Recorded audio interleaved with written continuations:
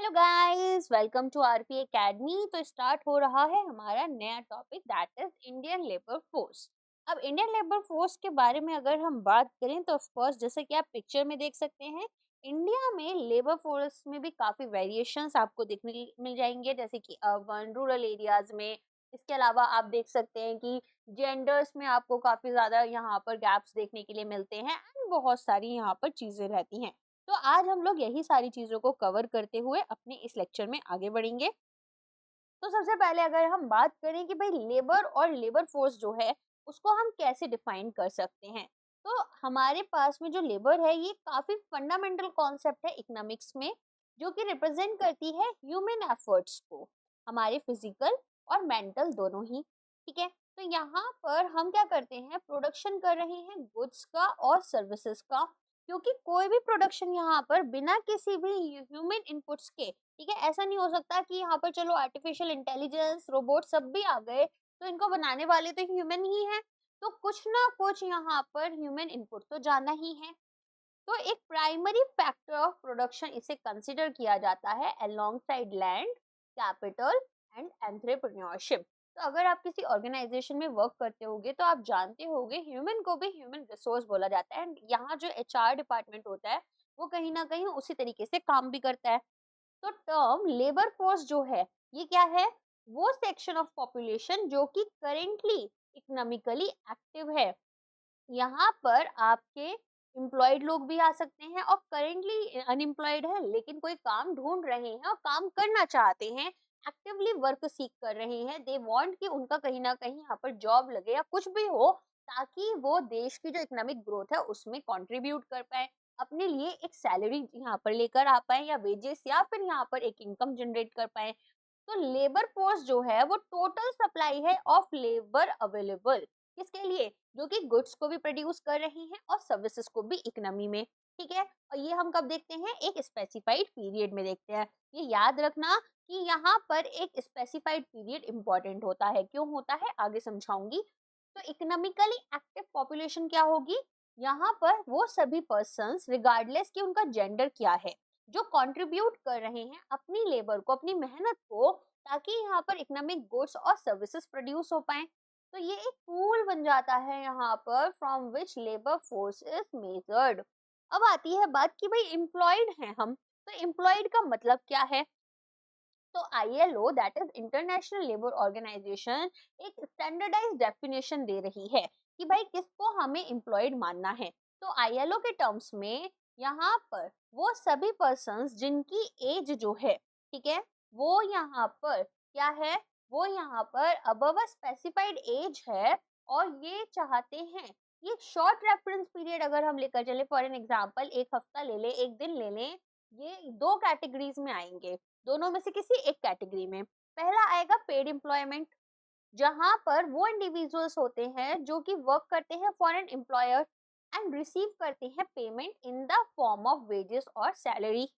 तो यहाँ पर कैश या फिर काइंड में कुछ ना कुछ इनको हेल्प मिल रही होगी।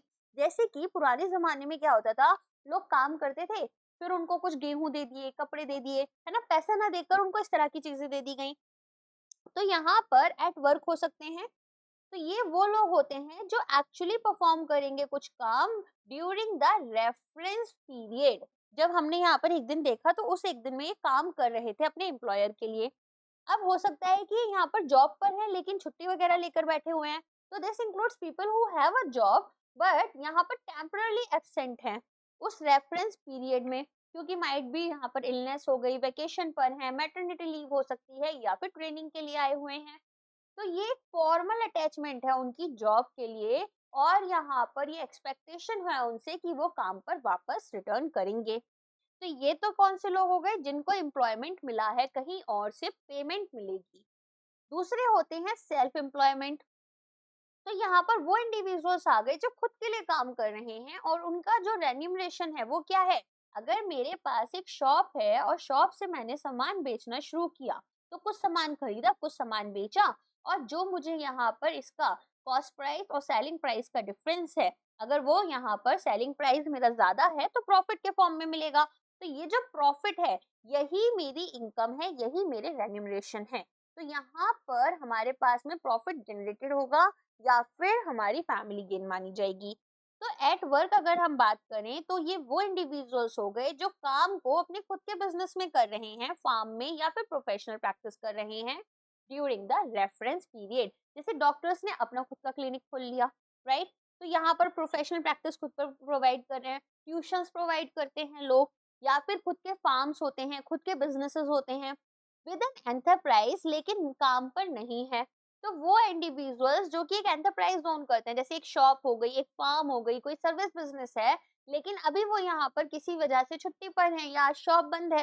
वैसे होता था ना यहाँ पर कि भाई वीक में कोई एक दिन काम पर नहीं जाएंगे, शॉप की छुट्टी होती है, तो वैसा कुछ हो सकता है। तो इलनेस हो सकती है, ऑफ सीजन हो सकता है, पर्सनल कमिटमेंट्स हो सकती हैं। अब इंडिया में अगर हम बात करें मेजर कैटेगरीज ऑफ वर्क की, तो जैसा आप इमेज में देख सकते हैं, हमारे पास रेगुलर सैलरीड या फिर वेज एम्प्लॉयज होते हैं, कैजुअल वेज लेबर होती है और सेल्फ एम्प्लॉयड लोग होते हैं। ठीक है, तो इन इमेजेस से आप जैसे भी समझ पाओ आप इसे समझ सकते हो। अब इंडियन कंटेक्स्ट में अगर हम बात करें तो वर्क फोर्स को हमने 3 डिस्टिंक्ट कैटेगरीज में डिवाइड कर दिया है, जैसा अभी हमने देखा था। तो सबसे पहली कैटेगरी क्या थी? रेगुलर सैलरीड या फिर वेज एम्प्लॉयज। तो ये वो इंडिविजुअल्स हैं जो यहाँ पर काम कर रहे हैं किसी और के फार्म या किसी के नॉन फार्म एंटरप्राइजेस में, या तो हाउस होल्ड हो सकता है या नॉन हाउस होल्ड हो सकता है, और एक रेगुलर सैलरी या वेज इन्हें मिल रही है। हमारे यहाँ पर अगर आंटी आती हैं काम करने के लिए, या फिर यहाँ पर हमारे पास में मान लो हम कहीं पर जॉब करने के लिए जा रहे हैं, तो हम लोग वो इंडिविजुअल्स हैं जो कि किसी और के लिए काम कर रहे हैं, तो हमारी पेमेंट वो लोग करेंगे। तो यहाँ पर टाइम के अकॉर्डिंग होगा, जैसे फर्स्ट ऑफ मंथ का हमारे पास में सैलरी आ रहा है या एंड ऑफ द मंथ में सैलरी आ रहा है, या पीस वर्क हो सकता है कि पेमेंट यहाँ पर कितनी यूनिट्स हमने प्रोड्यूस कर दी हैं। तो कैटेगरी जो है वो कैटेगराइज होगी by a stable and continuous employment relationship. तो यहाँ पर ये जो कैटेगरी है, इसमें हम बोल सकते हैं कि स्टेबल और कॉन्टिन्यूअस एम्प्लॉयमेंट रिलेशनशिप है। एक मुझे ना पता नहीं क्यों बहुत गंदा सा जो कभी पढ़ाते पढ़ाते दिमाग में आया कि एक जो मुर्गी होती है वो भी तो कॉन्टिन्यूअसली अंडे देती है, और जितने अंडे वो देती है उस हिसाब से यहाँ पर फार्मर को बेनिफिट होता है। तो ये भी तो हम बोल सकते हैं कि बेचारी जॉब पर है। लेकिन हम ह्यूमंस की बात कर रहे हैं, ओके, अभी हम सिर्फ ह्यूमंस की बात कर रहे हैं, so it was just an joke, कोई ऑफेंड मत होना। चलो स्टार्ट करते हैं। तो एग्जांपल है कि गवर्नमेंट स्कूल टीचर हैं, एक सॉफ्टवेयर इंजीनियर हैं किसी आईटी कंपनी में, या फिर एक फुल टाइम फैक्ट्री वर्कर हैं।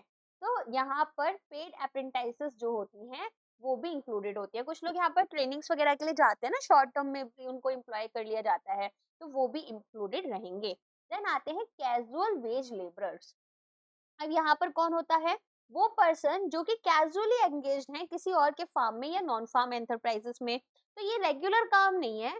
अब यहाँ पर हो सकता है कि डेली गए तो डेली के हिसाब से इनको पैसा मिल गया, या फिर पीरियोडिक वर्क है कॉन्ट्रैक्ट के अकॉर्डिंग कि भाई यहाँ पर आपको 2 महीने का कॉन्ट्रैक्ट है, कॉन्ट्रैक्ट कंप्लीट होते ही आपको पेमेंट मिलेगी एंड टाटा बाय बाय। तो ये जो फॉर्म ऑफ एम्प्लॉयमेंट है इसमें जॉब सिक्योरिटी नहीं है और सोशल बेनिफिट्स भी नहीं है। अब कंपनी ना तो आपको ग्रेच्युटी देने वाली है, ना इंश्योरेंस प्रोवाइड करने वाली है, ना ही यहाँ पर ऐसा है कि आपका पीएफ का पैसा कट रहा है। तो एक कंस्ट्रक्शन वर्कर जिसको हमने हायर किया है फॉर अ डेज वर्क, और a farm hand hired only during the harvest season. Next आता है सेल्फ एम्प्लॉयड। सेल्फ एम्प्लॉयड में कौन से लोग आते हैं? वो जो खुद के फॉर्म्स में वर्क कर रहे हैं या नॉन फार्म एंटरप्राइजेस में, है ना, जैसे हमने आईएलओ के डेफिनेशन में देखा था। तो ये यहाँ पर आपके कैसे काम कर रहे हैं? खुद की मर्जी से खुद के काम कर रहे हैं, तो या तो अकेले काम करेंगे या कुछ पार्टनर्स होते हैं। तो ये लार्जेस्ट कैटेगरी ऑफ वर्कर्स है इंडिया में। जैसे आप मार्केट्स में जाते हो इतने सारे शॉप्स होते हैं, फार्म्स आप देखते हो कितना बड़ा एग्रीकल्चर में हमारे यहाँ पर जनता जो है वो इन्वॉल्व है। तो सेल्फ एम्प्लॉयड जो है उसको भी हमने 3 टाइप की कैटेगरीज में डिवाइड किया है। पहले जो ओन अकाउंट वर्कर्स हैं, ये वो लोग हैं जो खुद के यहाँ पर दुकान चला रहे हैं या बिजनेस चला रहे हैं बिना किसी लेबर को हायर करे हुए ऑन अ रेगुलर बेसिस। तो ये किसी फैमिली मेंबर से हेल्प ले लेंगे, जैसे बच्चे स्कूल से वापस आए तो उनकी हेल्प करने बैठ गए, या फिर स्कूल कॉलेजेस खत्म हुए तो अपने पापा के साथ में ही जॉब दुकान पर बैठ गए। लेकिन ये यहाँ पर एम्प्लॉयर्स नहीं है, किसी और को काम नहीं दे रहे। तो एक नेबरहुड के टेलर हो सकते हैं, स्ट्रीट फूड वेंडर हो सकते हैं, एक फ्रीलांस राइटर हो सकते हैं।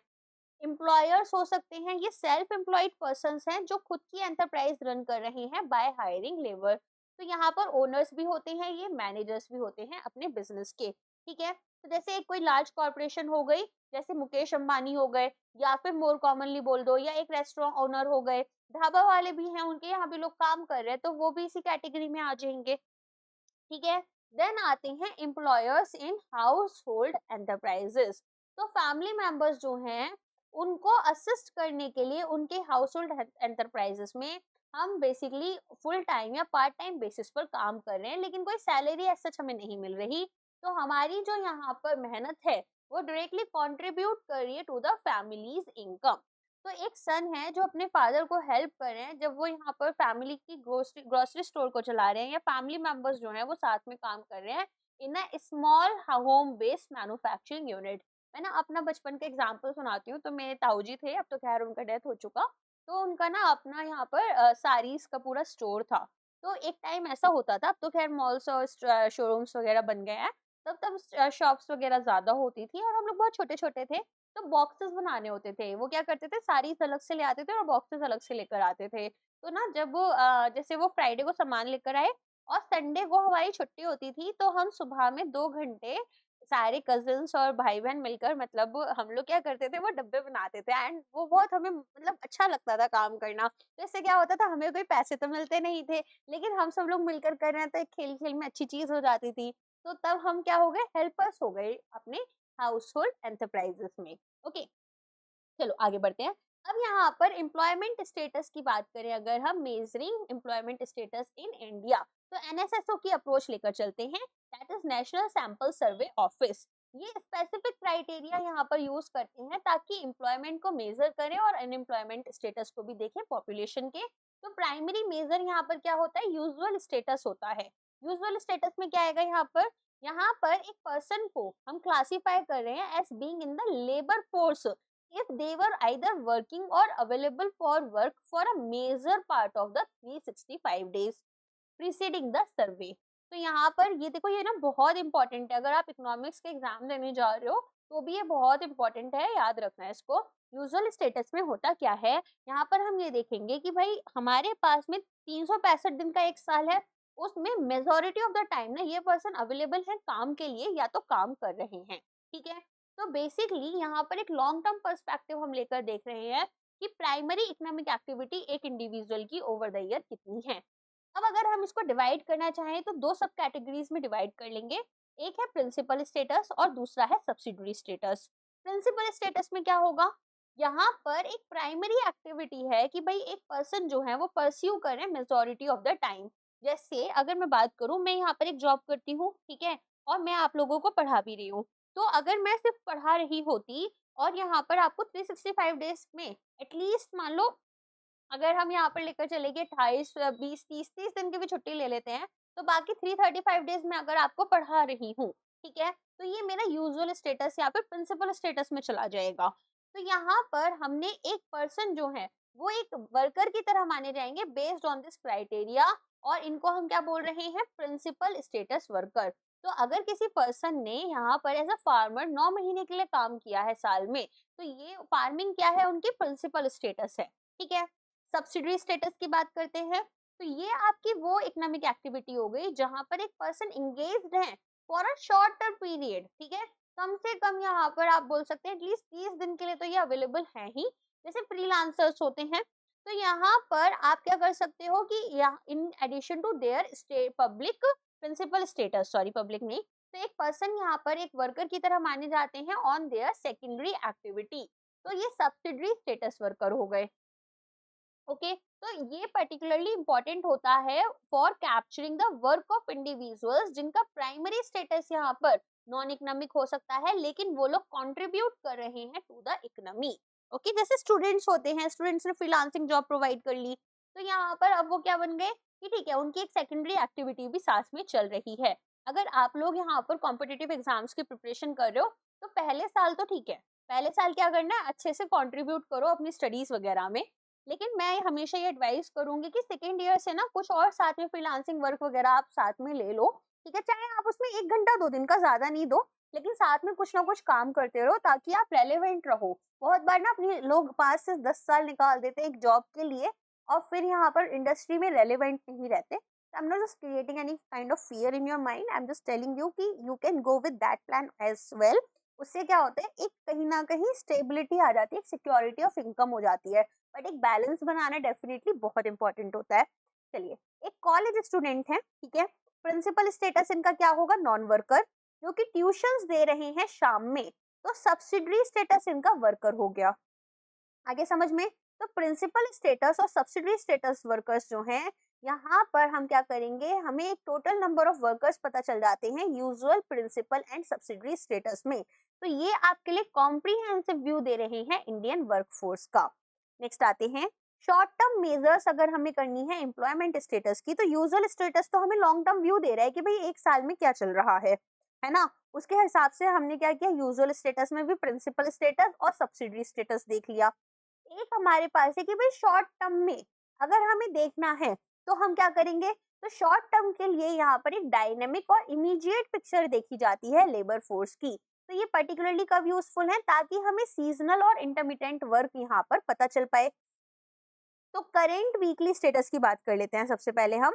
करेंट वीकली स्टेटस में क्या होगा, ये चेक किया जाएगा कि भाई पर्सन का एम्प्लॉयमेंट स्टेटस जो है वो कैसा रहा है। अगर हम 7 दिन का टाइम लें, बेसिकली एक हफ्ते का टाइम यहाँ पर लिया जाता है, और फिर ये देखा जाता है कि इन अ वीक हमने क्या किया, इकोनॉमिक एक्टिविटीज परफॉर्म की है।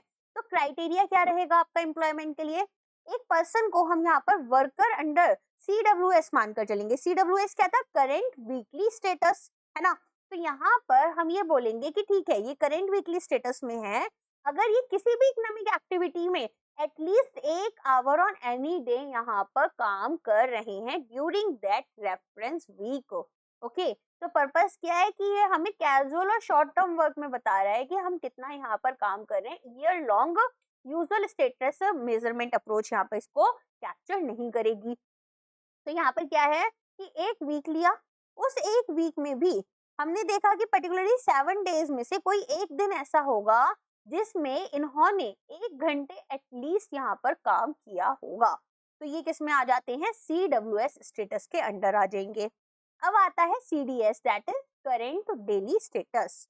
ओके, तो ये क्या है, मोस्ट ग्रैन्युलर हो गया, एकदम ही छोटा सा हो गया, है ना। हमने क्या किया, हम 10 साल, 5 साल, इसके अलावा 1 साल में भी हम महीने ले सकते हैं, महीने में भी हम यहाँ पर वीक लेंगे। अब वीक से भी छोटा क्या हो गया, दिन ले लिया हमने, तो एकदम ही छोटा वाला पार्ट आ गया इसका। तो एकदम प्रिसाइज मेजर कर रहे हैं हम अपने एम्प्लॉयमेंट को। तो यहाँ पर देखेंगे कि एक पर्सन की जो एक्टिविटी स्टेटस है on each day of the 7 day reference week, वो कैसा है। तो एक एस्टिमेट एम्प्लॉयमेंट का मिल जाता है in terms of person days. तो यहाँ पर क्या देखेंगे हम, यहाँ पर एक पर्सन को हम एम्प्लॉयड तभी माना जाएगा जब वो फुल डे काम कर रहे हैं, ठीक है। If they work for 4 hours और मोर, पूरे एक दिन में, ठीक है, एक पूरा दिन में हमने देखा कि वो कम से कम यहाँ पर 24 आवर्स में वो यहाँ पर कम से कम 4 घंटे के लिए काम कर रहे हैं या उससे ज्यादा। अगर यहाँ पर उन्होंने 1 घंटा एटलीस्ट काम किया लेकिन 4 घंटे से कम काम किया, तो उनको हम बोलते हैं employed for half day. Employed for full day में 4 घंटा या उससे ज्यादा, है ना। और अगर हम बात करें यहाँ पर आपके पास में दूसरा क्या था कि हमारे पास में अगर हम 4 घंटे से कम काम कर रहे हैं लेकिन 1 घंटे से ज्यादा काम कर रहे हैं, तो हम हो जाते हैं हाफ अ डे एम्प्लॉयड। तो CDS एक बेस्ट मेजर है ताकि हमें एक्सटेंट ऑफ अंडर एम्प्लॉयमेंट पता चल पाए कि भाई यहाँ पर जो लोग एम्प्लॉयड हैं लेकिन बहुत ही कम काम कर पा रहे हैं, as how many days of a work a person actually gets in a week. Okay, but एक बात बताऊं, अब ये अप्रोच ना उतनी अच्छी नहीं रहेगी। पूछो क्यों, क्योंकि ना आर्टिफिशियल इंटेलिजेंस आ चुकी है। तो मोस्टली क्या होता है, यहाँ पर जो हमारे काम होते हैं, स्पेशली अगर आप मैनेजमेंट से रिलेटेड काम कर रहे हो या फिर आप बोल सकते हो जैसे कंटेंट में ही ले लो, ठीक है। तो कंटेंट बनाने में ना पहले कितना टाइम लग रहा है, मेरे को एक नोट्स बनाने में 4 से 5 दिन लग जा रहा है, पूरा रिसर्च ये वो करने में। अभी क्या है, रिसर्च की पूरी मैंने सारी फाइल्स वगैरह चेक कर ली, उसके बाद जो डेटा कलेक्ट किया और उसके बाद आर्टिफिशियल इंटेलिजेंस को बोला कि भाई देखो इसे सॉर्ट कर कर मुझे दे दो। तो वो काम जो मुझे 1 हफ्ता लग गया करने में या 4 दिन 5 दिन लग गए, वो 1 दिन में होकर आ गया। तो इसी वजह से ना अब आई थिंक तो ये आपकी जो अप्रोच है ये भी थोड़ी चेंज हो जाएगी जल्द से जल्द। एनीवेज आगे बढ़ते हैं। तो स्ट्रक्चर ऑफ इंडियन वर्कफोर्स की बात करते हैं। अब ये ना डिफरेंट हो जाएगी, मतलब अलग अलग कैटेगरीज में आ जाएगी। अब जैसे बेचारी कोई लेबर है जो कि सुबह से लेके शाम तक काम कर रहे हैं, किसी ईंट के भट्टे पर काम कर रही है, ऐसी जगह काम कर रहे हैं, तो उनके लिए तो ऑफ कोर्स ये रेलेवेंट है। अब आती है बात कि स्ट्रक्चर क्या है इंडियन वर्कफोर्स का, ऑर्गेनाइज्ड वर्सेस अनऑर्गेनाइज्ड। तो इंडियन वर्कफोर्स जो है वो प्रीडोमिनेंटली डिवाइडेड है दो सेक्टर्स में। तो ये यहाँ पर वास्टली आपकी terms of job security, benefits and working conditions में डिफर करती है। ऑर्गेनाइज्ड या फिर फॉर्मल सेक्टर की बात करें तो यहाँ पर आपको regular terms of employment and मिलते हैं, एंड यहाँ पर इनको गवर्न कैसे किया जाता है, वेरियस लॉज एंड रेगुलेशंस के थ्रू। ठीक है, तो हम क्या देख रहे हैं कि भाई एक तो ऑर्गेनाइज सेक्टर हो गया। ऑर्गेनाइज कैसे, जैसे ऑफिसेस हैं जहाँ पर प्रॉपर काम हो रहा है, लोगों को पूरे एम्प्लॉय बेनिफिट्स वगैरह सारी चीजें मिल रही है।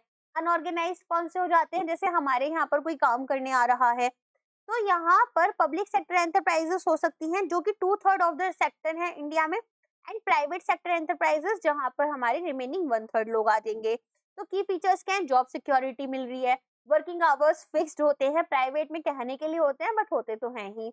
सोशल सिक्योरिटी बेनिफिट्स हो गए जैसे कि provident fund, gratuity, health insurance, और यहाँ पर लेबर लॉज को एडहेरेंस किया जाता है। बहुत अच्छे लेबर लॉज हैं हमारे पास में।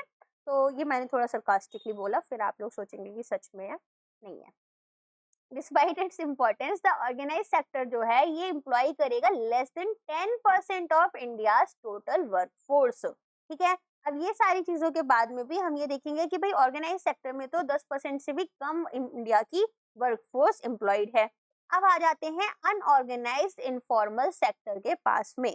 तो अनऑर्गेनाइज्ड इनफॉर्मल, एक सेकेंड, हाँ, अनऑर्गेनाइज्ड इनफॉर्मल सेक्टर में क्या होगा, यहाँ पर आप देखेंगे कि ये जो सेक्टर है ये इंडियन इकोनॉमी की बैकबोन बन चुका है, जो कि 90% ऑफ द वर्क फोर्स को एम्प्लॉय कर रहा है, which is not a very good thing. तो यहाँ पर आपको स्मॉल स्केल ऑपरेशंस देखने के लिए मिलते हैं with little to no formal structure. तो यहाँ पर एक लो लेवल ऑफ ऑर्गेनाइजेशन होगी, ब्लड लाइन होती है लेबर और कैपिटल के बीच में। अनऑर्गेनाइज्ड वर्कर्स यहाँ पर वो इंडिविजुअल्स हैं जो हाउस होल्ड या अनऑर्गेनाइज्ड एंटरप्राइजेस में काम कर रहे हैं। यहाँ पर लैक ऑफ एम्प्लॉयमेंट सिक्योरिटी है, कोई भी सोशल सिक्योरिटी बेनिफिट्स नहीं मिलते हैं यहाँ पर एम्प्लॉयर्स के थ्रू, और वर्किंग कंडीशंस ऑफन पुअर होती हैं, एंड यहाँ पर लेबर लॉस से ये प्रोटेक्टेड नहीं होते हैं। इसीलिए हमारे पास में ई श्रम एंड ऐसे सब करके पोर्टल्स आ रहे हैं जिन्हें हम धीरे धीरे सोशल सिक्योरिटी जब पढ़ेंगे तब देखेंगे। अब आ जाते हैं कैजुअल लेबर की तरफ। कैजुअल लेबर क्या है, यहाँ पर ये जो डायग्राम दे रखा है ये बेसिकली बता रहा है कि ऑर्गेनाइज सेक्टर में इस तरह की आपको एनवायरनमेंट मिलती है और अनऑर्गेनाइज में कुछ इस तरह की चीजें मिलती हैं। ठीक है, चलो कैजुअल लेबर पर आते हैं। कैजुअल लेबर की बात करें तो यहाँ पर क्या देखोगे, कोर है ये अनऑर्गेनाइज्ड सेक्टर का, कैजुअल बेस्ड लेबर। तो ये एक सिग्निफिकेंट कंपोनेंट बना रहे हैं हमारे अनऑर्गेनाइज सेक्टर के। यहाँ पर जो वर्कर्स हैं वो मोस्ट वल्नरेबल सेगमेंट दिखाएंगे वर्कफोर्स का। की इश्यूज क्या है, सोशल सिक्योरिटी बेनिफिट्स को लैक करेंगे, और यहाँ पर कोई भी रेगुलर जॉब कॉन्ट्रैक्ट इनके पास नहीं होगा। तो हाईली ससेप्टेबल होते हैं ये to exploitation and economic shocks, जिसका जब मन चाहता है तब इनको निकाल देते हैं। जरा सा बिजनेस कम अच्छा काम कर रहा है, निकाल दिया। आप देखेंगे दिवाली वगैरह पर, जैसे मान लो एक मिठाई की दुकान है, ठीक है, ज्यादा काम होगा, लोगों को हायर करा, दिवाली जाते ही यहाँ पर उनका पैसा दिया और वापस बोल दिया कि चलो जाओ, अब नहीं, थोड़े टाइम के बाद बुलाएंगे। और जब दिवाली पर बुलाया था काम करने के लिए, बोला था 10 घंटे काम करने, करा रहे हैं 14-14, 15-15 घंटे। तो ये एक तरीके की एक्सप्लॉइटेशन हो जाती है। ठीक है, देन यहाँ पर सेक्टोरल एब्जॉर्प्शन होता है, जैसे कि एग्रीकल्चर है, तो एक प्राइमरी सेक्टर है जो कि मेजोरिटी ऑफ कैजुअल लेबरर्स को यहाँ पर एब्जॉर्ब कर लेता है। कहीं ना कहीं इसी वजह से कोविड-19 के टाइम पर यहाँ पर लोग सरवाइव कर पाए थे। हम कितना भी बुरा भला बोल दें एग्रीकल्चर सेक्टर को, बट उस टाइम पर एक एग्रीकल्चर सेक्टर ही था जो उन लोगों को कहीं ना कहीं जीने के लिए ना एक छोटी सी सैलरी प्रोवाइड कर रहा था। इसके बाद में मैन्युफैक्चरिंग एंड सर्विस सेक्टर्स आते हैं। इंडिया में प्रॉब्लम क्या है ना, ट्रेडिशनल एग्रीकल्चर जो है वो उतना अच्छा नहीं है। ठीक है, अगर हम मॉडर्न एग्रीकल्चर की तरफ चले जाते हैं और मॉडर्न प्रैक्टिसेस को अपनाते हैं, जहां पर हम यहाँ पर कोशिश करेंगे जैसे ऑर्गेनिक में चले जाएं, नेचुरल फार्मिंग की तरफ चले जाएं, या फिर यहाँ पर और भी बहुत सारे अलग अलग तरीके होते हैं, तो अगर हम उन सब में जाते हैं तो डेफिनेटली हम बहुत अच्छी इकोनॉमी बन जाएंगे। बट अभी कहीं ना कहीं ये जो सेक्टर है ये अनटैप्ड है इंडिया में। गवर्नमेंट इंटरवेंशन की बात कर लेते हैं अनऑर्गेनाइज वर्कर्स के लिए। तो ये मानती है गवर्नमेंट कि देखो ये जो वर्कर्स हैं ये काफी वल्नरेबल हैं, तो गवर्नमेंट यहाँ पर अलग अलग स्कीम्स लेकर आती है, लेजिस्लेशंस लेकर आती है ताकि एक सोशल सेफ्टी नेट प्रोवाइड करे। सबसे पहले अगर हम बात करें राष्ट्रीय स्वास्थ्य बीमा योजना, तो ये यहाँ पर प्रोवाइड इसलिए की गई थी कि हेल्थ इंश्योरेंस कवरेज दी जाए अनऑर्गेनाइज सेक्टर वर्कर्स को जो बिलो पॉवर्टी लाइन आते हैं, और बेनिफिशियरीज को ट्रीटमेंट किसी भी एम्पैनल्ड हॉस्पिटल में मिल जाए। ठीक है, अब ये आपकी किसके अंडर आ गई है, आयुष्मान भारत प्रधानमंत्री जन आरोग्य योजना के अंदर सब्स्यूम हो गई है। फिर आती है the unorganise workers social security act 2008। तो यहाँ पर इन्होंने बोला था कि हम क्या करेंगे, एक फ्रेमवर्क प्रोवाइड करेंगे ताकि सोशल सिक्योरिटी बेनिफिट्स प्रोवाइड कर पाए, जैसे life and disability cover, health and maternity benefits, old age protection to vast population of unorganise sector. ठीक है, चलिए अब unique characteristics Indian labour force की क्या है, तो ये काफी वास्ट है, डाइवर्स है। यहाँ पर आप सोशल, इकोनॉमिक, हिस्टोरिकल फैक्टर्स देखते हैं, और इसकी जो की कैरेक्टरिस्टिक्स है काफी असेंशियल है ताकि हम ये समझें कि भाई डायनेमिक्स क्या है एम्प्लॉयमेंट के इंडिया में। तो इन्फ्लुएंस देख लेते हैं सबसे पहले तो कास्ट सिस्टम का। अब कास्ट सिस्टम जरूरी क्यों है, देखो कास्ट सिस्टम में वर्णाश्रम से शुरू हुई थी कहानी। वर्णाश्रम में हमने देखा था कि भाई पहले, सबसे पहले तो यहाँ पर जो 4 वर्णाश्रम बने थे वो कैसे थे कि यहाँ पर जो आप काम कर रहे हो, ठीक है, तो ऐसा नहीं था कि यहाँ पर अगर कोई ब्राह्मण है तो वो क्षत्रिय में नहीं आ सकता, या क्षत्रिय है वो शूद्रा में नहीं जा सकता, ऐसा कुछ नहीं था। अगर आप एक सर्विस सेक्टर में काम कर रहे हो तो आप एक शूद्र वर्णा में हो, ठीक है, कास्ट नहीं थी तब ये अनटचेबिलिटी वाली चीज नहीं थी। तब वर्णास क्या थे कि लोग यहाँ पर एक वर्णा से दूसरे वर्णा में आसानी से फ्रीली शिफ्ट हो जाते थे। बट कास्ट क्या हुआ, एक रिजिड स्ट्रक्चर बन गया जहां पर लोगों ने डिफाइन कर दिया कि अब काम आप कुछ भी करो, वर्णास के अकॉर्डिंग इसको डिवाइड नहीं किया जाएगा। तो वर्णास ना एक तरीके से कुछ और ही था, एक इकोनॉमिक सिस्टम टाइप्स हो सकता था, लेकिन उसे किसी और ही चीज में लेकर आ गए थे। Anyways I don't support any kind of caste system, मैं पहले ही बोल देती हूँ अगर आपको ऐसा लग रहा हो। तो वर्णास के बारे में बता रही थी मैं, बिकॉज थोड़ा सा हमें भी पता होना चाहिए कि हमारे इंडिया में क्या चीजें होती हैं, आपसे पूछ भी ली जाती हैं इंटरव्यूज में। ठीक है, चलो कभी कभी ना कुछ बातें ऐसी होती है इंटरव्यूज में, आप कुछ बोल रहे हो तो आपसे काउंटर क्वेश्चन में कुछ ऐसा आ गया जो अनएक्सपेक्टेड था। तो हमेशा ना अपने दिमाग के दरवाजे खुले रखो, अपनी जो यहाँ पर सोच है उसे ब्रॉड रखो, नैरो माइंडेड मत होना, आज के जमाने के बच्चे बनो। चलिए, तो यहाँ पर हिस्टोरिकल कास्ट सिस्टम जो है इंडिया में वो ट्रेडिशनली इन्फ्लुएंस्ड कर रही थी ऑक्यूपेशंस को और सोशल हायरार्कीज क्रिएट कर रही थी। To counteract historical disadvantages and promote equity, government यहाँ पर पॉलिसी ऑफ रिजर्वेशन लेकर आई थी। रिजर्वेशन क्यों आया था और क्यों चल रहा है वो दो अलग अलग चीजें हैं। तो इस पॉलिसी का एम क्या था कि लोगों को यहाँ पर जो हमारे नॉट सो प्रिविलेज कैटेगरी के लोग हैं, जैसे कि यहाँ पर शेड्यूल्ड कास्ट, शेड्यूल्ड ट्राइब्स और अदर बैकवर्ड क्लासेस हैं, उनको हम इक्वल अपॉर्चुनिटीज प्रोवाइड करें एजुकेशन में और गवर्नमेंट एम्प्लॉयमेंट में। पता है मुझे क्या लगता है कि जो बी आर अम्बेडकर को लोग इतना गाली देते हैं ना कि वो रिजर्वेशन सिस्टम लेकर आए, उतना गाली ना अगर गवर्नमेंट को दिया जाए कि उन्होंने कितना मिसयूज किया इस चीज का, तो ज्यादा बेटर होगा। चलिए, तो यहाँ पर हम क्या चाहते हैं, हम ये चाहते हैं कि भाई जो नॉट सो प्रिविलेज कैटेगरी के लोग हैं उनको हम यहाँ पर इक्वल अपॉर्चुनिटीज एजुकेशन और गवर्नमेंट एम्प्लॉयमेंट में लेकर आए, जिसके थ्रू यहाँ पर जो मॉडर्न इंडियन लेबर फोर्स है वो एक डाइवर्स मिक्स बने, इंडिविजुअल्स अलग अलग सोशल बैकग्राउंड्स के आए और अफर्मेटिव एक्शन पॉलिसीज यहाँ पर एक की रोल प्ले करें in shaping its composition, specially हमारे पब्लिक सेक्टर में। अब ये पब्लिक सेक्टर में ऐसा क्यों बोल रहे हैं, प्राइवेट में क्यों नहीं बोल रहे? देखो प्राइवेट वाला ना ये नहीं देखता है कि भाई किसका क्या कास्ट है, वो देखता है तुम्हारे पास इतनी क्वालिफिकेशन है, एलिजिबल हो, ठीक है मैं हायर कर लेता हूँ।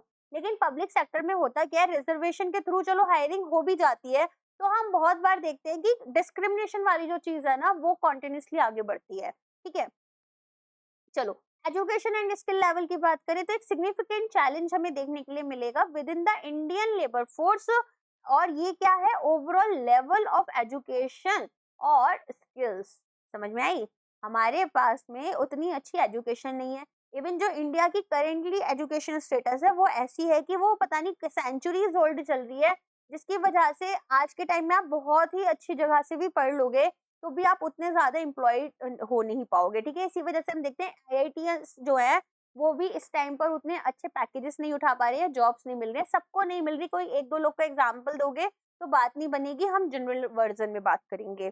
ओके, सबसे पहले तो लो लिटरेसी रेट्स हैं, तो एक लार्ज सेगमेंट जो है हमारी वर्क फोर्स का लो लिटरेसी रेट्स पर वर्क करते हैं, तो यहाँ पर बेसिक एजुकेशन जो है वो भी उन्हें एक फॉर्मिडेबल टास्क लगता है। बेसिक नाम लिखना भी काफी लोगों को नहीं आता है, आता भी है तो उससे आगे नहीं लिखना आता। एजुकेशन एम्प्लॉयमेंट लिंक की बात करें तो क्लियर और डायरेक्ट लिंक है यहाँ पर, कि जितनी अच्छी आपकी एजुकेशन होगी, जितनी नॉलेज होगी, उतनी अच्छी जगह पर आपको एम्प्लॉयमेंट मिलेगा, ठीक है। लेकिन डेटा कंसिस्टेंटली ये बोल रहे हैं कि ऐसा ही दिखाते हैं कि जैसे जैसे एजुकेशन का लेवल बढ़ रहा है, वैसे वैसे रेगुलर फॉर्मल एम्प्लॉयमेंट मिलने की जो चांसेस है वो भी बढ़ते जा रहे हैं। और जो नीड है यहाँ पर ग्रेटर इन्वेस्टमेंट की बेसिक एजुकेशन में और वोकेशनल स्किल डेवलपमेंट में, वो भी यहाँ पर बढ़ती जा रही है। इसीलिए वोकेशनल प्रोग्राम्स जो हैं, वोकेशनल ट्रेनिंग प्रोग्राम्स, वो गवर्नमेंट लाने की बात करती है कि 12th क्लास से ही हम यहाँ पर कुछ ट्रेनिंग्स प्रोवाइड कर दें, डिप्लोमास के टाइम पर हम अच्छी ट्रेनिंग दे दें, ताकि लोग अगर यहाँ पर किसी और जॉब में जा भी रहे हैं, कॉलेज नहीं भी कर रहे हैं, तो उनके पास कुछ अच्छी स्किल्स किसी एक रिलेटेड सेक्टर से हो। अब आती है बात जेंडर डायनामिक्स की। अब कुछ लोग देखकर बोलेंगे यहाँ पर मैन क्यों नहीं है, सिर्फ फीमेल क्यों है, क्योंकि मैं पढ़ा रही हूँ और मैं लड़की हूँ। ऐसा कुछ नहीं है, वो बस ऐसे ही है। ऐसे तो सोचा नहीं था, लेकिन पढ़ाते टाइम सोचा मैंने। चलो, तो जेंडर यहाँ पर एक क्रूशियल रोल प्ले कर रहा है स्ट्रक्चर में और डायनेमिक्स में ऑफ इंडियन वर्कफोर्स। तो लोअर फीमेल पार्टिसिपेशन देखने के लिए मिलेगा। ग्रोथ रेट जो है हमारे फीमेल लेबर फोर्स का और फीमेल एम्प्लॉयमेंट का, ठीक है, ये दोनों ही हिस्टोरिकली लोअर है देन दैट ऑफ मेल्स। तो यहाँ पर आप क्या देख रहे हो कि भाई जो विमेन है, ठीक है, विमेन कहीं ना कहीं एक तो कम पार्टिसिपेट कर रही हैं, और जो ग्रोथ रेट है, ठीक है, वो भी यहाँ पर हमें कम देखने के लिए मिलेगा, female employment female labour force दोनों में ही। अब ऐसा क्यों होता है? देखो, मेरी अपनी खुद की फ्रेंड्स का थोड़ा सा बताती हूँ मैं। तो जो लोग यहाँ पर अच्छा खासा पढ़ाई वढ़ाई किया, उन लोगों ने मेरे साथ में सब चीजें की। इसके बाद में क्या हुआ, इसके बाद में जब वो उनकी प्रेगनेंसी आई, बेबी हो गया, तो बेबी की वजह से उन्हें जॉब छोड़ना पड़ गया। अब माइट भी उन्होंने टेम्पररी छोड़ा, लेकिन छोड़ तो दी जॉब, अब आगे जाकर करें ना करें किसी को नहीं पता, ऐसा हो जाता है। या फिर हम देखते हैं कि भाई गाँव में हम ये चीजें देखेंगे कि अगर एक बार फीमेल जो है, उनको उतनी अच्छी चीजें नहीं मिलती हैं, खाने पीने का ये सब नहीं होता है, या फिर फॉर्मल सेक्टर में नहीं होती, अनऑर्गेनाइज सेक्टर में काम कर भी रही हैं, तो उसको काउंट ही नहीं किया जा रहा। बहुत सारी इस तरह की चीजें होती हैं। अब फेमिनाइजेशन ऑफ लेबर की बात करते हैं, तो ये एक ऐसा ट्रेंड दिखा रहे हैं जहां पर विमेन जो है वो इंक्रीजिंगली हम यहाँ पर वर्कफोर्स में ला रहे हैं, लेकिन यहाँ पर उनके पास में प्रीकेरियस कंडीशंस नहीं है। जैसे कि अब यहाँ पर देख रहे हैं कैजुअलाइजेशन हो गया लेबर का। अब पार्ट टाइम या फिर पीस रेट कॉन्ट्रैक्ट्स जो हैं, उधर हम शिफ्ट हो रहे हैं इंस्टेड ऑफ रेगुलर सैलरीज। बड़े बड़े ऑर्गेनाइजेशंस भी कोशिश कर रहे हैं कि अब हम ना कॉन्ट्रैक्ट लेबर्स लेकर आए। ज्यादा फ्रीडम दिया जाता है for employers in hiring and firing. तो ये भी यहाँ पर थोड़ा सा आप देखते हैं कि भाई इस तरह की भी चीजें हैं। अब एम्प्लॉयर्स के प्रेफरेंस की बात करें, तो विमेन जो है वो प्रीफर्ड चॉइसेस होती हैं, क्योंकि यहाँ पर वो अवेलेबल हो जाती हैं लोअर वेजेस पर। इन्होंने समटाइम्स लिखा हुआ है, अगर आप इंडियन लेबर की उन लेडीज की बात करो जो गाँव में रहती हैं, जिनके पति ड्रिंक करते हैं, ऐसी लेडीज का बहुत हाई नंबर है। और क्योंकि ये पहली बार घर से बाहर निकलती हैं, ये इस तरह से काम कर रही हैं, उतनी ज़्यादा लिटरेट नहीं है, लिटरेट है भी तो उतनी अवेयर नहीं है, इसलिए इस तरह की चीज़ें हो जाती हैं, जहाँ पर इसको एक तरीके का एक्सप्लॉइटेशन ही बोला जाता है। तो और ये भी बोला जाता है कि इनको ना ज़्यादा ईज़िली आप मैनेज कर सकते हो। अब आती है बात एक पॉजिटिव ट्रेंड की। तो इस तरह के चैलेंजेस तो देखने के लिए मिल रहे हैं, लेकिन यहाँ पर आप ये भी देखोगे जो परसेंटेज ऑफ विमेन है रेगुलर सैलरीड एम्प्लॉयमेंट में, ये हमारा धीरे-धीरे बढ़ रहा है ओवर द इयर्स, रूरल में भी और अर्बन में भी। तो हम देखेंगे कि प्रोग्रेस हो रही है फॉर्मलाइजेशन की तरफ हो, ठीक है, कि भाई यहाँ पर फॉर्मल सेक्टर में भी हमारी जो विमेन है वो अब आ रही हैं। नेक्स्ट आता है माइग्रेटरी कैरेक्टर। अब माइग्रेटरी कैरेक्टर मतलब माइग्रेशन होता है ना, जैसे रूरल से अर्बन की तरफ लोग आ गए, शादी होती है तो लोग नए उसमें शिफ्ट हो जाते हैं, जॉब के लिए शिफ्ट हो जाते हैं, है ना, या फिर कभी कभी डिस्प्यूट्स हो जाते हैं तो भी शिफ्ट हो जाते हैं। तो हम यहाँ पर क्योंकि इकोनॉमिक्स लेवल पर पढ़ रहे हैं चीजों को, तो वैसा ही समझेंगे। तो जब हमारी यहाँ पर एक डिफाइनिंग फीचर मानी जा रही है माइग्रेशन इंडियन लेबर फोर्स की, तो क्या मतलब है इसका, कि मूवमेंट हो रही है लोगों की फ्रॉम अ चेंज, और जिसमें कि एक चेंज ऑफ रेजिडेंस हो रहा है फॉर वर्क। तो एक है कि भाई हम रूरल से अर्बन की तरफ आ रहे हैं ताकि हम कहीं पर काम कर पाएं। तो ये काफी प्रोमिनेंट ट्रेंड माना जाता है, जहां पर कि हमारी लेबर माइग्रेट कर रही है विलेजेस से टाउन्स और सिटीज की तरफ, ताकि बेटर जॉब अपॉर्चुनिटीज मिले और हायर वेजेस मिले। प्रोफेशनल माइग्रेशन जिसे हम ब्रेन ड्रेन भी बोलते हैं, तो यहाँ पर जो हाईली स्किल्ड लोग होते हैं, आप देखते हैं कि वो इंडिया से बाहर चले जाते हैं। तो यहाँ पर एक आप देखेंगे significant migration highly skilled professionals का देखने के लिए मिलता है, जैसे कि doctors, engineers, IT specialist and scientist. तो वो कहाँ जा रहे हैं? डेवलप्ड कंट्रीज की तरफ जा रहे हैं, ताकि बेटर करियर प्रोस्पेक्ट्स मिले, ज्यादा अच्छी अर्निंग हो। ठीक है, तो यहाँ पर इसके बाद में नेक्स्ट आता है एब्सेंटिज्म एंड लेबर टर्नओवर। तो टर्नओवर मैंने आपको एम्प्लॉय टर्नओवर समझाया था, सिमिलरली लेबर टर्नओवर हो गया। तो रेट ऑफ एब्सेंटिज्म अगर हम बात करें तो ये काफी बड़ा एक इंडिकेटर है कि क्या लोग हमारी जो जॉब कर रहे हैं उससे सेटिस्फाइड हैं, क्या यहाँ पर उनका मोराल है, कैसी कमिटमेंट वो यहाँ पर शो कर रहे हैं। फिर अगर हम बात करें हाई रेट्स की, तो ये सिवियरली इम्पैक्ट करते हैं हमारी प्रोडक्टिविटी को, इंडिविजुअल्स की और ऑर्गेनाइजेशंस की। ठीक है, अब अगर हम बात करें लेबर टर्नओवर की, तो लेबर टर्नओवर क्या है? एक ऐसा रेट है जिसपे कि एम्प्लॉयज कंपनी को छोड़ देते हैं और या फिर उनको रिप्लेस कर, बेसिकली क्या है, उनको रिप्लेस कर दिया जाएगा, नए लोगों को हम यहाँ पर हायर कर लेते हैं। ठीक है, अब इसमें हम क्या देखेंगे? यहाँ पर हम देखेंगे कि हाई टर्नओवर जो है वो कॉस्टली होता है बिजनेसेस के लिए, और यहाँ पर ऑफन हम देखेंगे कि कुछ इश्यूज आ रहे हैं, जैसे कि वेजेस अच्छी नहीं है, काम कंडीशन अच्छी नहीं है, ग्रोथ अपॉर्चुनिटीज ही नहीं है। तो इस वजह से लोग क्या कर रहे हैं? जॉब छोड़ रहे हैं और यहाँ पर किसी और को दूसरी जगह हमें लेकर आना पड़ रहा है। फिर उनकी ट्रेनिंग में भी पैसा लगता है, टाइम लगता है, रिसोर्सेस लगते हैं। ओके, चलो नेक्स्ट आ जाता है इशू ऑफ चाइल्ड लेबर। तो चाइल्ड लेबर क्या है? देखो, चाइल्ड लेबर बेसिकली यहाँ पर वर्क जो हमारे बच्चे कर रहे हैं, ठीक है, कौन कर रहे हैं? चिल्ड्रन कर रहे हैं, यहाँ पर बच्चे काम कर रहे हैं बेचारे। अब यहाँ पर कौन बच्चे हैं? वो जिनकी उम्र 14 साल से कम है। अब ये एक बहुत बड़ा कंसर्न है, हम जाते हैं अलग अलग जगह देखते हैं चीजों को, तो आप क्या देखेंगे यहाँ पर कि कुछ रूट कॉजेस हैं, जैसे कि यहाँ पर आप देखेंगे एक्सट्रीम पॉवर्टी है। ठीक है, इसके अलावा इलिटरेसी देखने के लिए मिल रही है। इसके बाद में हम देखेंगे कि एक्सेस नहीं है to quality education. Work trade unionism यहाँ पर आपका काफी वीक है, तो आपके जो अडल्ट वर्कर्स की वेजेस हैं वो हम यहाँ पर प्रोटेक्ट नहीं कर पा रहे। फैमिली साइजेस जो हैं वो काफी बड़े हैं और एडिशनल इनकम की जरूरत है, तो बहुत गरीबी है, पढ़ाई लिखाई हुई नहीं है, क्वालिटी एजुकेशन मिल नहीं पा रही है। ठीक है, ट्रेड यूनियनिज्म है नहीं कि भाई यहाँ पर जो अडल्ट हैं उनकी वेजेस को बचा पाएं। तो इस तरह की चीजों की वजह से हम देख रहे हैं कि कहीं ना कहीं यहाँ पर हमारी जो चाइल्ड लेबर है वो एग्जिस्ट करती है।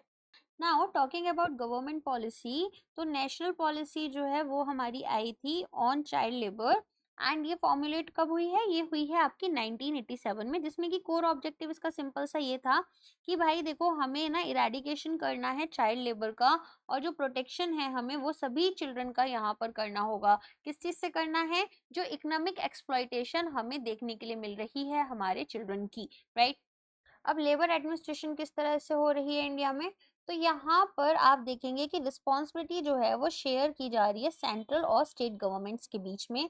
जहाँ पर की कॉन्स्टिट्यूशनल फ्रेमवर्क की अगर हम बात करें तो लेबर क्या था? एक कंकरेंट लिस्ट का सब्जेक्ट था, जहाँ पर मैंने आपको बताया था कि बेसिकली ये स्टेट और यूनियन गवर्नमेंट दोनों ही इस पर अपने अपने लिए लॉज बना सकते हैं। तो इसी वजह से यहाँ पर अगर हम बात करें सेंट्रल लेवल मशीनरी की, तो हमने देखा था ministry of labour and employment जो कि हाईएस्ट अथॉरिटी रखती है। चीफ लेबर कमिश्नर यहाँ पर क्या करते हैं? इम्प्लीमेंटेशन और एनफोर्समेंट कराते हैं सेंट्रल लेबर लॉस का। एंड सीएलसी जो है वो आपका सेंट्रल इंडस्ट्रियल रिलेशंस मशीनरी के अंडर आता है, जो स्टैब्लिश हुआ था अप्रैल 1945 में। रिस्पॉन्सिबिलिटीज क्या है सीएलसी के? तो यहाँ पर जो भी स्टैब्लिशमेंट्स हैं या फिर इंडस्ट्रीज हैं जिसमें कि हमारे सेंट्रल गवर्नमेंट एक एप्रोप्रिएट गवर्नमेंट मानी जाएगी, जैसे रेलवेज, माइंस, बैंक्स, तो यहाँ पर ये इसके लिए जुरिस्डिक्शंस जो हैं उन्हें कवर करेगा, सभी जुरिस्डिक्शंस के लिए। एंड यहाँ पर एनफोर्स की जाएंगी laws related to wages, contract labour, child labour, industrial disputes and more. Next आ जाते हैं स्टेट लेवल मशीनरी के ऊपर। तो हर एक स्टेट का एक पैरेलल एडमिनिस्ट्रेटिव स्ट्रक्चर है। स्टेट डिपार्टमेंट ऑफ लेबर, यहाँ इनको हेडेड किया जाता है by a labour minister with a secretary holding executive authority. State labour commissioner की बात करें तो ऑफिशियल्स जो हैं वो रिस्पॉन्सिबल होते हैं कि प्रॉपर इम्प्लीमेंटेशन किया जाए लेबर लॉस का स्टेट में। और ये जो ड्यूटीज हैं इसमें आपका क्या क्या आएगा? फैक्ट्री के इंस्पेक्शंस आ जाते हैं। एक यहाँ पर आपके लिए कंसिलेटर की तरह काम किया जाएगा जब यहाँ कोई भी डिस्प्यूट्स अराइज हो रहे हैं। हियरिंग अपील्स और इसके अलावा जो भी अलग अलग लॉज हैं उनके अंडर जो भी अपील्स आ रही हैं उनको ये सुनते हैं। ठीक है, तो ये कौन कर रहे हैं? स्टेट लेबर कमिश्नर कर रहे हैं और स्टेट डिपार्टमेंट ऑफ लेबर कर रहे हैं। नेक्स्ट आते हैं directorate general factory advice service and labour institutes. तो ये स्पेशलाइज्ड टेक्निकल आर्म है ministry of labour and employment की। तो इसके बारे में आपने कुछ खास ज्यादा सुना नहीं होगा, बट आप इसके बारे में आज सुन लो। तो यहाँ पर जो भी इश्यूज आ रहे हैं ऑक्यूपेशनल सेफ्टी एंड हेल्थ से रिलेटेड हमारे फैक्ट्रीज एंड पोर्ट्स में, उसको ये कवर करता है। अगर हम बात करें इसके हेडक्वार्टर और सेंट्रल लेबर इंस्टीट्यूट्स की, तो दोनों ही मुंबई में है। और 4 रीजनल लेबर इंस्टीट्यूट्स हैं। कहाँ कहाँ है? चेन्नई, कानपुर, कोलकाता एंड फरीदाबाद। याद कर लेना इसको। तो एक्टिविटीज क्या है? जो भी पॉलिसीज हैं यहाँ पर उनको ये बनाते हैं, रिसर्च कंडक्ट करते हैं, कोई एग्जीक्यूटिव प्रोग्राम्स है यहाँ पर कि हमें सेफ्टी, हेल्थ, वर्क वेलफेयर जो है हमारे इंडस्ट्रियल वर्कर्स का उसको इम्प्रूव करना है, तो वो सारी चीजें ये देखते हैं। अब एक इम्पॉर्टेंट टॉपिक आता है कि एज स्ट्रक्चर, जो डेमोग्राफिक डिविडेंड है और उसके क्या नुआंसेस हैं। तो आप देख सकते हैं पॉपुलेशन पिरामिड इंडिया का 2023 में। ठीक है, तो अब यहाँ पर आप देखेंगे कि जो इंडिया का यूथफुल वर्कफोर्स है ये एक डबल एज सोर्ड की तरह हमारे लिए काम कर रहा है, दो धारी तलवार। इंडिया जो है करेंटली एक्सपीरियंस कर रहा है कि एक डेमोग्राफिक डिविडेंड जो है with over 2/3 of its population in prime working age bracket of 15 to 64 years। 15 से 64 years तक के जो लोग हैं इसमें हमारी 2/3 पॉपुलेशन आती है। ठीक है, और जो हमारी कंट्री की मीडियन एज है वो 29.5 ईयर्स है। तो हम बोल सकते हैं कि इंडिया की जो यंगेस्ट, यहाँ पर इंडिया जो है वो यंगेस्ट कंट्रीज में से आ जाता है वर्ल्ड की। एंड यहाँ पर एक टेम्पररी एडवांटेज देखने के लिए मिलेगी। क्यों? क्योंकि बिना प्रॉपर इन्वेस्टमेंट्स के हमारी स्किल्स, एजुकेशन और हेल्थ केयर में ये जो लार्ज यूथ पॉपुलेशन है ये एक डेमोग्राफिक लाइबिलिटी बन सकती है। ठीक है, तो जो अनस्किल्ड इंडिविजुअल्स हैं उनको हम प्रोडक्टिव जॉब्स में एब्जॉर्ब ही नहीं कर पाएंगे। इसके अलावा जेंडर गैप की अगर हम बात करें तो हमने देखा कि बहुत ही प्रोफाउंड डिस्पैरिटी हमारी वर्कफोर्स पार्टिसिपेशन में देखने के लिए मिल रही थी मैन एंड वीमेन के। तो कहीं अगर हम बात करें 10 में से कम 8 ऐसे पुरुष हैं वर्किंग एज में हमारे पास में जो लेबर फोर्स में हैं। लेकिन अगर विमेन की बात करें तो केवल और केवल यहाँ पर 4 विमेन मिलेंगी आपको 10 में से, जो कि हमारी लेबर फोर्स में पार्टिसिपेट कर रही हैं। तो ये जो गैप आ रहा है ये कैसे है? ये यहाँ पर क्योंकि बहुत सारे स्ट्रक्चरल बैरियर्स हमें देखने के लिए मिलते हैं। हमारा यहाँ पर आप देखेंगे ट्रेडिशनल वेज भी हम जिस तरह ऑपरेट करते हैं उसमें भी कहीं ना कहीं इश्यूज हैं। तो विमेन जो हैं उनको यहाँ पर जॉब ज्वाइन करने से प्रिवेंट किया जाता है, वर्कफोर्स में रुकने नहीं दिया जाता। कई बार हम देखते हैं कि यहाँ पर जैसे कोई लड़कियां हैं, ठीक है, फॉर एन एग्जाम्पल हम देखें they are working in a pink job thing. Okay, pink job is like teachers का या फिर नर्स का, इसमें वो वर्क करें, but as soon as they get married तो वो वहां से भी उसको छोड़ देते हैं। एंड इसके अलावा यहाँ पर सोसाइटल नॉर्म्स हमें देखने के लिए मिलते हैं। माना जाता है कि देखो विमेन जो हैं उनका यहाँ पर केयर गिविंग का रिस्पॉन्सिबिलिटी है और एक सेफ और सुटेबल जॉब अपॉर्चुनिटीज भी यहाँ पर उनको मुश्किल से मिल पाती हैं। अभी जो हाल फिलहाल में मनीषा हत्याकांड हुआ है ये पूरा, ये क्या दिखा रहा है? ये दिखा रहा है कि आप मतलब कितना, एक छोटी सी बच्ची 18-19 साल की, उसके साथ इतना हीनस क्राइम हुआ। She was teaching in a school, है ना, और अपनी फैमिली के लिए कहीं ना कहीं वो ब्रेड अर्नर की तरह काम कर रही थी एंड इतना बुरा उसके साथ हुआ। ठीक है, अब बहुत से लोग ऐसा मतलब बोलते हैं, चीजें करते हैं, लेकिन आप देखो कहीं ना कहीं जॉब अपॉर्चुनिटीज हैं भी तो सेफ चीजें नहीं है, सुटेबल जॉब अपॉर्चुनिटीज नहीं है। नेक्स्ट अगर रूरल अर्बन डिवाइड की बात करें तो यहाँ भी आप देखेंगे कि इंडिया की जो वर्कफोर्स है वो प्रीडोमिनेंटली रूरल है, जिसमें कि 73% जो इंडियन लेबर फोर्स है वो इन एरियाज में आ जाएगी। कहाँ पर? रूरल में। अब यहाँ पर आप देखेंगे कि दो ज्योग्राफीज बन गई, एक बन गई रूरल एम्प्लॉयमेंट, एक बन गई अर्बन। तो हैवीली डिपेंडेंट है एग्रीकल्चर पर रूरल एम्प्लॉयमेंट, और अर्बन जो है वो इंडस्ट्री एंड सर्विसेज पर है। तो एक पैराडॉक्स आपको देखने के लिए मिलेगा फीमेल लेबर पार्टिसिपेशन में, क्योंकि जो पार्टिसिपेशन रेट है रूरल वीमेन का वो डबल है नियरली ऑफ अर्बन वीमेन। अब ये यहाँ पर एक एम्पावरमेंट का साइन नहीं है, ये इकोनॉमिक डिस्ट्रेस का साइन है कि भाई रूरल वीमेन को काम करना पड़ रहा है, इनफॉर्मल या अनपेड वर्क प्रोवाइड कर रहे हैं वो हाउस होल्ड सर्वाइवल के लिए। और इन कॉन्ट्रास्ट जो लोअर अर्बन पार्टिसिपेशन है वो भी यहाँ पर इसलिए देखने के लिए मिल रहा है क्योंकि अच्छी जॉब्स ही नहीं है, ठीक है। कुछ केसेस में हायर हाउस होल्ड इनकम्स है जो अपनी विमेन को, अपनी घर की लड़कियों को बाहर जॉब पर भेजना नहीं चाहते, ठीक है। बहुत शुद्ध शब्दों में मैं आपको सच्चाई बता रही हूँ। चलो, अच्छा, अभी एक चीज और शुरू हुई है, एक नई फॉर्म ऑफ डाउरी भी शुरू हुई है, जिसमें क्या होता है कि लड़की जो है वो आपको वर्किंग चाहिए, ठीक है, साथ में घर का भी काम संभाले और साथ में एक डाउरी भी यहाँ पर होगी। तो यहाँ पर लड़कों का भी देखा जाएगा। अगर लड़कों की बात करें तो लड़कों के लिए भी ये देखा जाएगा कि ओके फाइन, एक यहाँ पर बोल सकते हैं एक सैलरी ब्रैकेट क्रिएट हो गए हैं, ठीक है, कि अगर प्राइवेट जॉब में है तो इतना सैलरी होना चाहिए, गवर्नमेंट जॉब में है तो इस सैलरी का लड़का होना चाहिए। तो इस तरह की चीजें भी इंडिया में एग्जिस्ट करती हैं, जो बहुत ज्यादा ना पुश करती हैं लोगों को कि या तो वो इंडिया छोड़कर ही भाग जाएं, या तो फिर वो इंडिया में रहें और इसके साथ डील करें। और कहीं ना कहीं बहुत बार हर कोई इतनी लड़ाइयाँ भी नहीं करना चाहता है ना, हर चीज, बहुत सारे फैक्टर्स होते हैं। बहुत बार ना हम बुक्स में पढ़ते हैं कि चलो ठीक है अपने लिए स्टैंड लेना चाहिए, etcetera etcetera, but at times क्या होता है, अपने लिए स्टैंड लेने गए और यहाँ इतने झगड़े हो गए, इतनी चीजें हो गई। अब हर चीज तो फिल्मी वे में जाती नहीं है कि एंड सबका अच्छा होता है। तो वही है, बहुत सारी चीज़ों के साथ डील करना ही पड़ता है। और पहले केवल विमेन करती थी और अब मैन को भी करना पड़ रहा है। तो इंडिया है, इंडिया में हमारे यहाँ पर ना ट्रांजिशन फेज चल रहा है। देखो इसे बोलते हैं ट्रांजिशन फेज। ट्रांजिशन फेज क्या होता है, जहाँ पर ना तो हम ट्रेडिशनल ही बचे हैं और ना ही हम मॉडर्न ही हुए हैं। अब हम बीच में हैं, और बीच में है तो स्ट्रगल मार रहे हैं। चलिए, लेबर फोर्स पार्टिसिपेशन रेट की अगर हम बात करें तो अभी लेटेस्ट रिपोर्ट यही वाली थी, इसलिए मैंने इसी को ऐड कर दिया है। तो आप देखेंगे जो परसेंटेज है यहाँ पर पॉपुलेशन का, वो एक्टिवली या तो वर्क कर रहे हैं या फिर एक्टिवली काम ढूंढ रहे हैं। तो ओवरऑल एलएफपीआर जो है 15 साल से ज्यादा के लिए वो 60.1% हो गया है 2023-24 में, और पहले ये 57.9 था। फीमेल की बात करें तो यहाँ पर सब्सटेंशियल जंप देखने के लिए मिला है, 41.7% है जो कि पहले 37 था। मेल की बात करें तो ये 78.8 है जो कि पहले 78.5 था, तो काफी अच्छा है। अब ये इसलिए भी अच्छा है क्योंकि इंडिया में तो ऐसा माना ही जाता है ना कि लड़का है तो काम पर ही जाएगा। एनीवेज, अपवर्ड ट्रेंड की अगर हम बात करें तो यहाँ पर ये आपके लिए कंसिस्टेंट है across both rural and urban areas. Worker population ratio, अब यहाँ पर देखोगे तो ये जो है ये भी इम्प्रूव होता हुआ मिल रहा है। ओवरऑल वर्कर पॉपुलेशन रेशियो जो है वो हमारा बढ़ गया है, 58.2% हो गया है 23-24 में, जो पहले 56% था। फीमेल की बात करें तो ये 40.3 है, पहले 35.9 था। तो काफी यहाँ पर 4-5% आपको दोनों ही चीजों में देखने के लिए मिल रहा है। एलएफपीआर में भी 4% था और यहाँ पर 5% इंक्रीमेंट देखने के लिए मिला है अप्रोक्सीमेटली। तो मेल डब्ल्यूपीआर की अगर हम बात करें तो ये आपका कितना है, 76.3 हो चुका है, और पहले ये 76.0 था। तो लाइक एलएफपीआर हम बोल सकते हैं कि जो वर्किंग पॉपुलेशन रेशियो है वो भी एक कंसिस्टेंट इंक्रीजिंग ट्रेंड दिखा रहा है 17-18 से, 2017-18।